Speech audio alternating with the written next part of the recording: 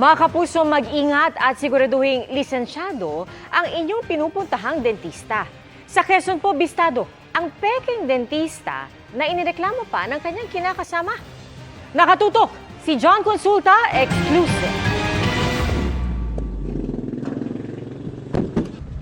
Pagkakuha ng senyas sa undercover, pumasok ng NBI Quezon sa target area. NBI. Tumambad agad sa mga operatiba ang marumi at nanlilimahid na mga gamit ng suspect na kanyang ginagamit umano sa paggawa ng pustiso at pagbubunot ng ngipin kahit di naman siya totoong dentista. May mga customer pa kaming nadatnan nung araw mismo ng operation kung saan tinutubos nila ang kanilang pustisong ipinagawa.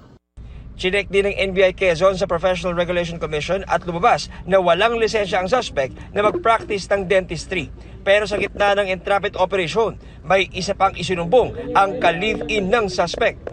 Reklamo niya, inaabuso ng suspect ang kanilang anak mula pa nung ito'y 11 taong gulang pa lang.